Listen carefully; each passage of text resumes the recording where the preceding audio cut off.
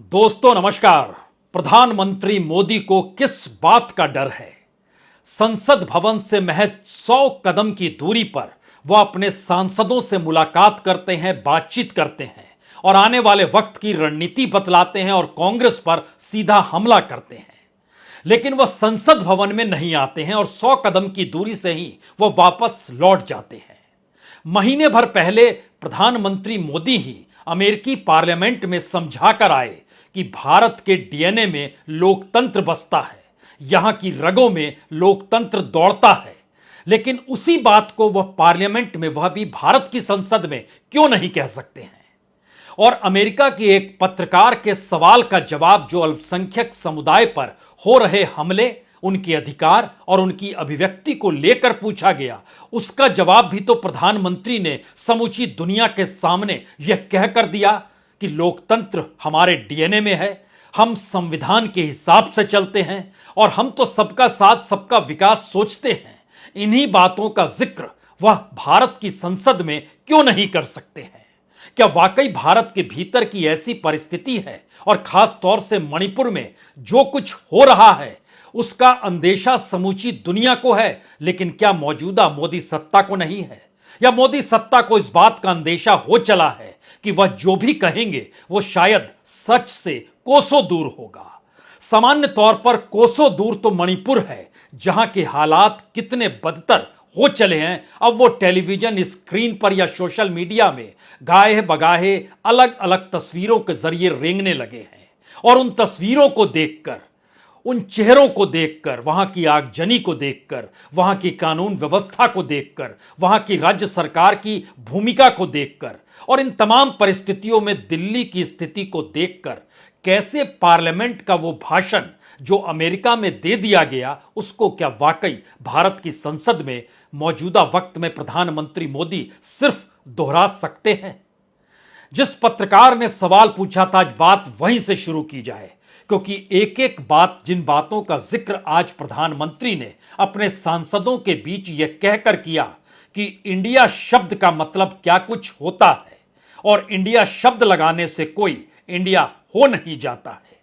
क्या क्या कह गए, किस किस रूप में कह गए। लेकिन एक क्षण के लिए सोचिए, सिर्फ एक महीने पहले अमेरिका में एक पत्रकार ने पूछा था कि आपकी सरकार ने धार्मिक रूप से अल्पसंख्यकों के साथ भेदभाव किया है, अल्पसंख्यकों के अधिकारों व व्यक्ति की आजादी की रक्षा के लिए क्या कदम आप उठाएंगे? तो इस पर प्रधानमंत्री का खुले तौर पर जवाब था, मुझे आश्चर्य होता है जब आप कहते हैं कि भारत में लोकतंत्र है। लोग कहते हैं, लोग क्या कहते हैं?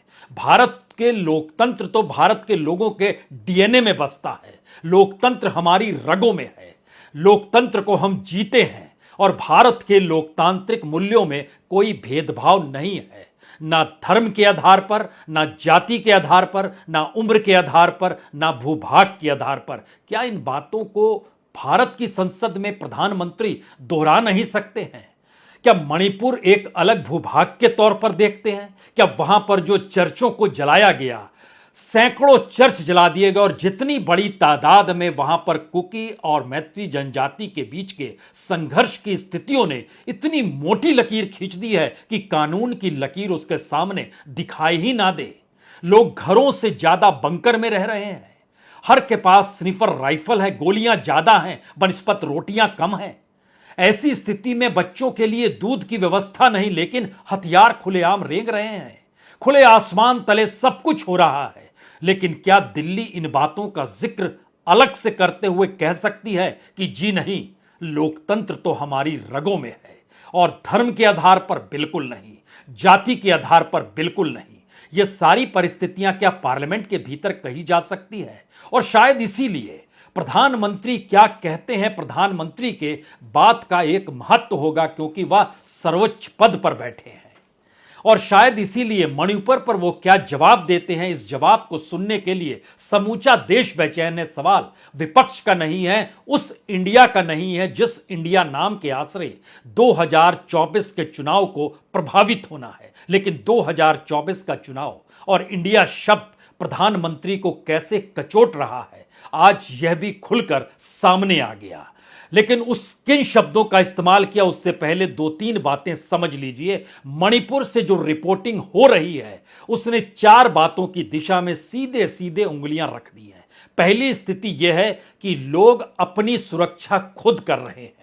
अपनी सुरक्षा का मतलब है कि जगह जगह विलेज प्रोटेक्शन ग्रुप बने हुए हैं, लोग बंकरों में रह रहे हैं, हथियार से अपने आप को कवच बनाए हुए हैं कि किसी भी तरीके से अगर स्थिति आ जाए तो ऐसी स्थिति है जहां पर गोलियां खूब चलती हैं। तो क्या यह युद्ध स्थल हो चला है? यह सिविल वार की स्थिति है? यह कौन सी स्थिति है? कौन इसे परखेगा? किस रूप में परखेगा? बच्चों के लिए दूध नहीं है, कैसे किस रूप में रोटियां मिल जाएं इसकी व्यवस्था हो नहीं पा रही है। एक पत्रकार ने जानकारी दी कि वैली से पहाड़ी तक, यानी वैली में वहां पर मैत्री रहते हैं और कुकीज पहाड़ी पर रहते हैं, इन सब के बीच 4 जगह सेना के चेक पोस्ट हैं, 3 जगह पुलिस के चेक पोस्ट हैं, लेकिन 8 जगहों पर विलेज प्रोटेक्शन ग्रुप के चेक पोस्ट हैं। उसको क्रॉस करके ही आप एक जगह से दूसरी जगह जा सकते हैं। तो क्या यह कहा जाए ऐसी स्थिति वाकई आ गई कि कुकी मणिपुर में सेफ नहीं, मैतई मिजोरम में सेफ नहीं, मिजो असम में सेफ नहीं, और मेघालय में सीएम के ऑफिस पर हमला हो जाता है, 5 सुरक्षाकर्मी घायल हो जाते हैं। यह सब कुछ 24 घंटे के भीतर की परिस्थिति है। तो क्या वाकई प्रधानमंत्री पार्लियामेंट के भीतर कुछ कहने से घबरा रहे हैं? इसीलिए उन्होंने एक नई दिशा में नए तरीके से अपनी बातों का जिक्र करना शुरू कर दिया है, क्योंकि प्रधानमंत्री ने आज अपने ही सांसदों के सामने यह तो कहा कि 15 अगस्त आ रहा है, आजादी का दिन, जाइए अपनी कॉन्स्टिट्यूएंसी में और तिरंगा फहराइए घर घर में। लेकिन वह पार्लियामेंट के भीतर इन बातों को आकर क्यों नहीं कहेंगे, इस पर उन्होंने खामोशी बरती। लेकिन यह जरूर कहा, इंडियन लगाने से काम नहीं चलेगा। तो क्या इंडिया शब्द अब उनको राजनीतिक मात देने की स्थिति में आ गया है?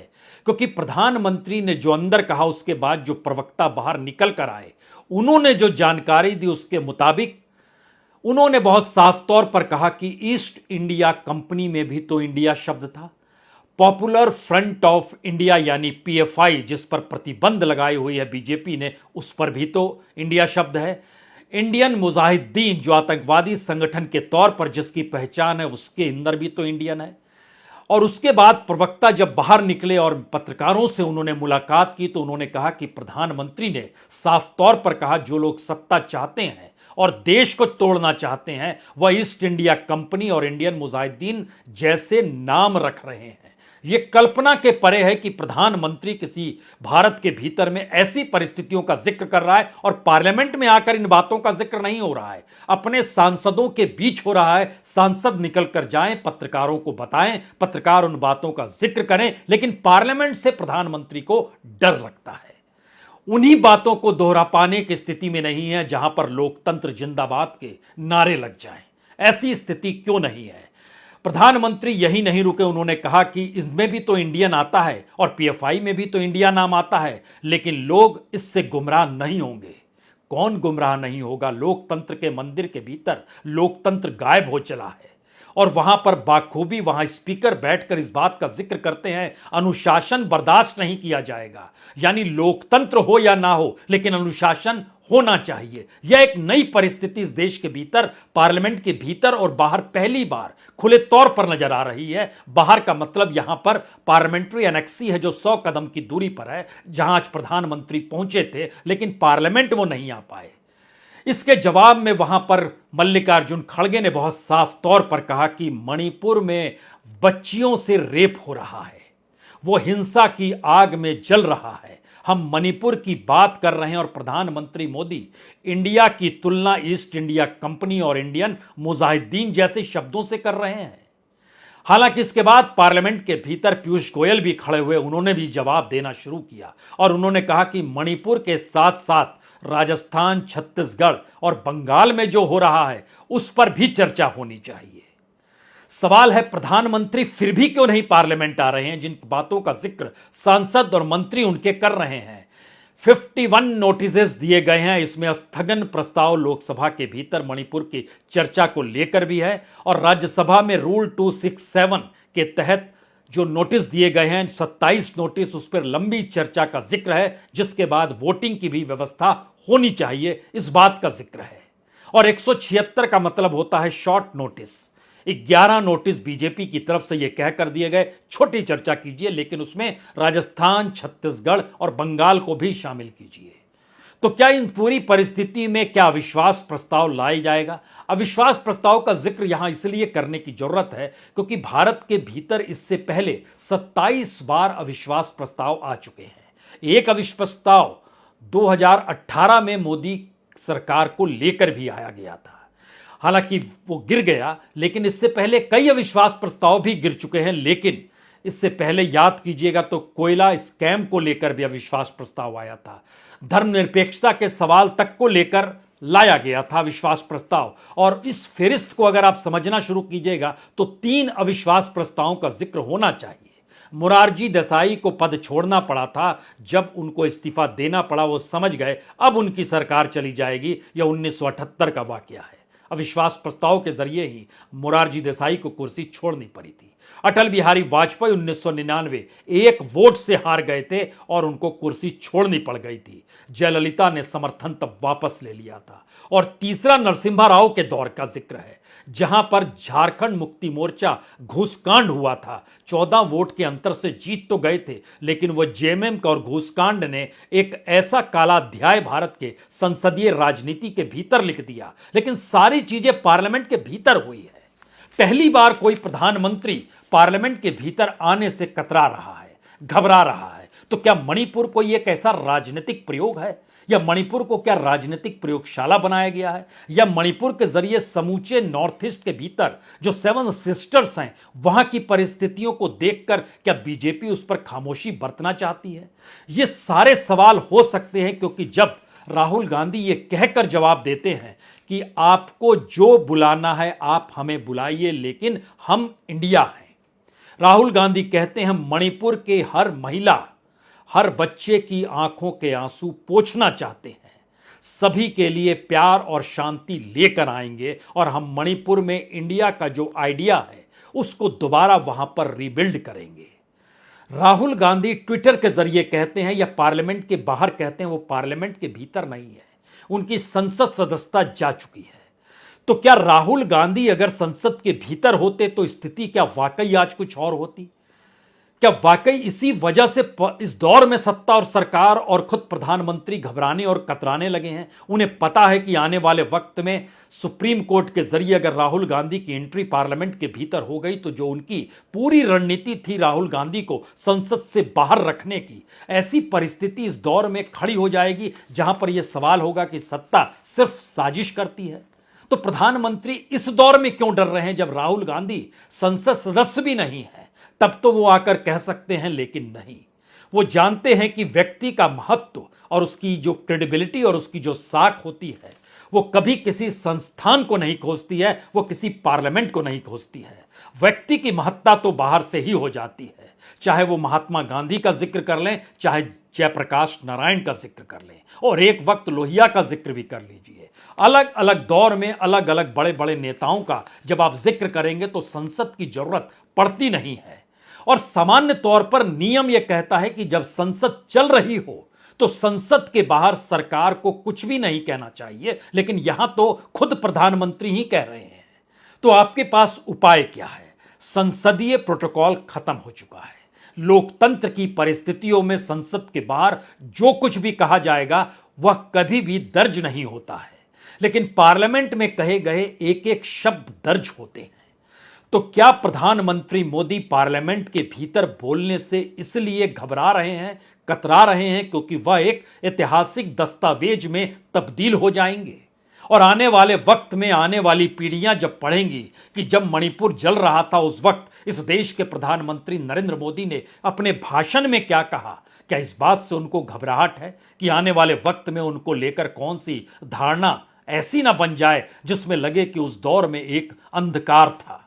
क्या ऐसी स्थिति है? और शायद इसीलिए राहुल गांधी के समूचे भाषण को, जिसमें अडानी और मोदी के करीबी होने का जिक्र वह सवाल के जरिए पूछ रहे थे, उस पूरे भाषण को हटा दिया गया कि इतिहास में कहीं ये शब्द दर्ज ना हो जाएं।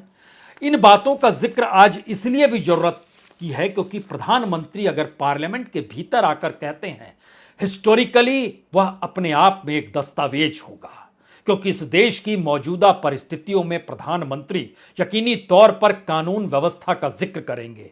वह किसी ऐसे बयान की तरफ नहीं जाएंगे जो मीडिया को वह दे देते हैं और उसके बाद राजनीति उफान मारने लगती है। क्योंकि जिक्र तो मणिपुर का हो रहा था, लेकिन एक झटके में राजस्थान और छत्तीसगढ़ का जिक्र करके वह निकल गए। अच्छा था उस वक्त उनकी जुबान पे बंगाल नहीं आया, बंगाल को बाद में जोड़ दिया गया।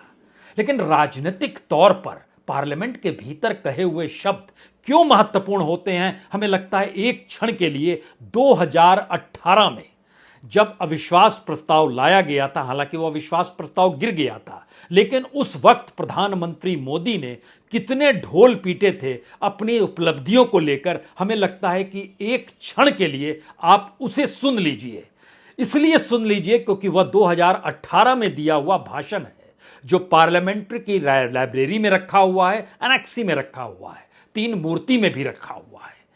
उसके एक पन्ने को टटोलिए जो प्रधानमंत्री मोदी का भाषण 2018 में अविश्वास प्रस्ताव को लेकर दिया गया था, और मौजूदा वक्त में प्रधानमंत्री ऐसे किसी भाषण को देने से घबरा रहे हैं कि उसकी उम्र 4 से 5 साल के बाद ही खारिज कर दी जाए। हम सिर्फ उपलब्धियों की परिस्थिति रखते हैं, 2018 में प्रधानमंत्री क्या कह रहे थे और मौजूदा वक्त में उसका सच क्या है, यह तो आप बाखूबी जानते होंगे। नहीं जानते होंगे तो जिक्र हम कर देंगे। आजादी के 60 साल में 18 लाख करोड़ रुपए लोन दिए गए, बैंकों के जरिए का जिक्र है। लेकिन 2008 से 2014 के बीच में 52 लाख करोड़ रुपए लोन दिए गए, जिसके बाद एनपीए बढ़ने लगा।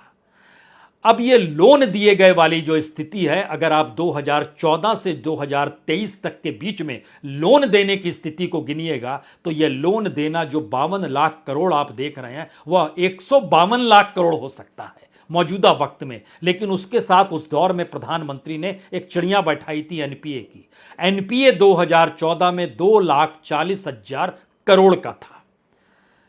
मौजूदा वक्त में वो बढ़ते बढ़ते कितने गुना बढ़ गया, और उसके बाद उसमें कितनी माफी के बाद उसको घटाकर किसी तरीके से 8 लाख करोड़ पर अब लाकर खड़ा किया गया है, जहां पर 14 लाख करोड़ रुपए माफ कर दिए गए। तो एनपीए का झूठ उस समय जो बोला गया था वो मौजूदा वक्त में टिकता नहीं है। 5 करोड़ लोग गरीबी से निकाल दिए गए 2018 में, प्रधानमंत्री कह रहे हैं। इस दौर में इस देश में गरीबी बढ़ गई। जो डाटा सरकार के जरिए निकलता है उसके जरिए, और नीति आयोग ने जिस गरीबी का जिक्र किया है इस देश के एस्पिरेशनल डिस्ट्रिक्ट के जरिए और देश के अलग अलग हिस्सों के जरिए, वह गरीबी को बढ़ा रहा है। लेकिन प्रधानमंत्री ने गरीबी घटा दी थी। 20 करोड़ लोगों को बीमा सुरक्षा मिला, 2018 में जिक्र कर रहे हैं। 2023 में आकर खड़े होइएगा तो हो सकता है आपको गिनती करना पड़े कितनों को बीमा सुरक्षा मिला है, और वो संख्या 1000, 2000, 5000, 10,000 जी नहीं, इसके भी नीचे रेंगती है। 8 करोड़ शौचालय बना दिए, यकीनी तौर पर बना दिए, लेकिन कितने शौचालय में पानी है या नहीं है, इस बात का जिक्र तब नहीं किया गया, आज भी नहीं किया जाता है। 4.5 करोड़ महिलाओं को उज्ज्वला योजना का लाभ मिला, जो आज की तारीख में 8 करोड़ से और 12 करोड़ तक के बीच बतलाया जाता है। लेकिन उज्ज्वला योजना में कितना, किस रूप में, सिलेंडर किस रूप में काम कर रहा है, वो है भी कि नहीं, लकड़ियां कहां जलती हैं, कोयला कहां, गोईठा कहां पर, अगर इसको गिनना शुरू करेंगे तो एक झटके में उज्ज्वला योजना आपके सामने अंधेरा परोस देगी। 13 करोड़ को नौकरियां मुद्रा योजना के जरिए। मुद्रा योजना का एवरेज बतलाता है कि इस देश में मुद्रा योजना में एवरेज पैसा लगभग 27,000 रुपए दिए गए। तो 27,000 रुपए में कितनी नौकरियां कोई पा सकता है और कितना रोजगार बना सकता है, ये अपने आप में सोचिए। ये 2018 का भाषण है। उस समय वादा कर दिया गया था 2022 में किसानों की आय दुगनी होगी। ये प्रधानमंत्री का पार्लियामेंट में दिया हुआ भाषण है जो 2018 में दिया गया था। आज भी किसान की आय दुगनी नहीं है, लागत मिल नहीं पा रही है, खुल्लम खुल्ला तरीके से बता रहे हैं। 80,000 करोड़ रुपए में 99 सिंचाई परियोजना का जिक्र था, जिसपे जिन 99 सिंचाई परियोजना का जिक्र था उसमें से चंद सिंचाई परियोजना है जो उंगलियों पर रेंग सकते हैं, और उसकी संख्या 12 है जो पूरी हो पाई 2018 से 2023 तक के सफर में। ईज ऑफ डूइंग बिजनेस 42 अंक की छलांग लगा ली, इनोवेशन अंक में 24 अंक की छलांग लगा ली, और इस देश के भीतर में जो अंतर्राष्ट्रीय मानक होता है उसमें किसी भी हिस्से में चले जाइए, वो गरीबी हो, वो भूखमरी हो, वह मीडिया हो, वह बिजनेस हो, सारी परिस्थिति में हम नीचे दर नीचे पायदान पर चलते चले गए। उस दौर में काले धन पर नकेल का जिक्र था, लड़ाई लड़ रहे हैं इस बात का जिक्र था, 2.5 लाख फर्जी कंपनियों पर ताला लगाया गया इसका जिक्र था। लेकिन जब अडानीज की कंपनी का जिक्र आया तो सरकार ने कहा हमें तो पता ही नहीं है। पार्लियामेंट के भीतर दिया गया बयान 2018 के भाषण को सुनिए और उसके बाद की परिस्थिति को सुनिए तो प्रधानमंत्री को पार्लियामेंट से डर क्या इसीलिए लगता है कि अगर वहां कुछ भी कह दें और वो दर्ज हो जाए तो मुश्किल होगी, और उसके जवाब में अगर सामने वाले ने कह दिया और सामने वाले का मतलब अगर राहुल गांधी होगा तो मुश्किल होगी, क्योंकि राहुल गांधी भी तो लंदन और अमेरिका घूम कर आए। वहां के पार्लियामेंट में उन्होंने चाहे बयान नहीं दिया, चाहे भाषण नहीं दिया, लेकिन उन बातों को ही दोहराते हुए दिल्ली तो पहुंचे और देश के अलग अलग हिस्सों में उन्होंने उसी डेमोक्रेसी का जिक्र किया जिस डेमोक्रेसी को रगों में दौड़ाने का जिक्र अमेरिकी पार्लियामेंट के भीतर प्रधानमंत्री मोदी करके आए, लेकिन भारत के पार्लियामेंट के भीतर इस बात का जिक्र वो नहीं कर पा रहे हैं। ये कौन सी स्थिति है? ये डर और खौफ की परिस्थिति के भीतर रविशंकर प्रसाद भी आज उस बैठक से जब बाहर निकले तो उन्होंने कहा कि प्रधानमंत्री मोदी ने एक नई आशा जगाई है। तो क्या आशा खो दी गई थी? और उसके बाद उन्होंने कहा कि दुनिया जानती है और विपक्ष भी यह समझता है, लेकिन बार बार विरोध करना यानी वो मान चुके हैं कि उन्हें सत्ता में नहीं आना है।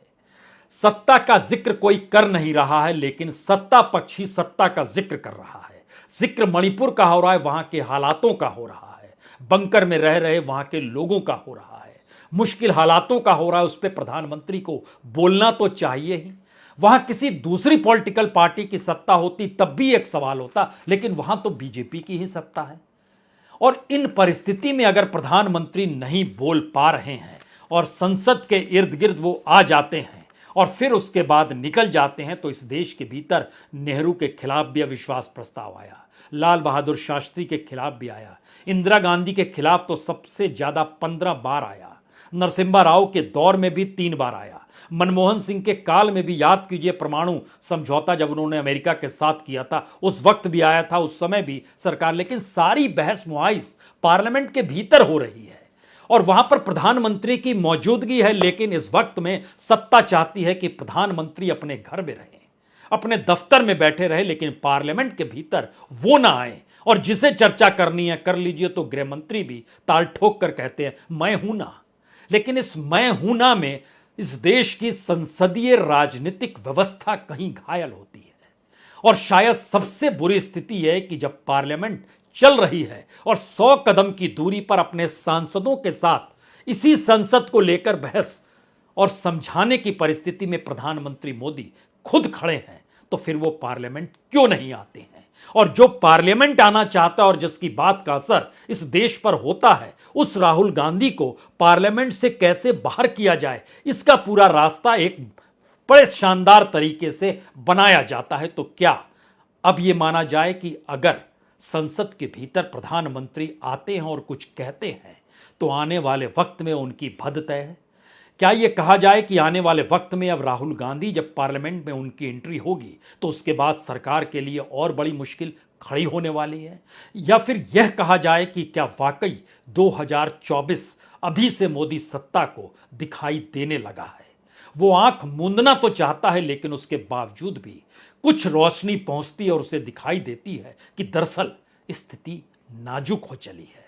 नाजुक सत्ता से ज्यादा इस देश की, और इस देश की नाजुक स्थिति पर इस देश की मजबूत सत्ता बोलने से क्यों कतराती है, वह भी संसद के भीतर, यह कोई समझे या ना समझे, लेकिन आहट 2024 को लेकर इसलिए हो चली है, कहीं दूसरी तरफ वह इंडिया तो नहीं खड़ा है जिस इंडिया का नाम ले लेकर 9 बरस तक पानी पिया गया। हो सकता है। बहुत बहुत शुक्रिया, बहुत बहुत शुक्रिया।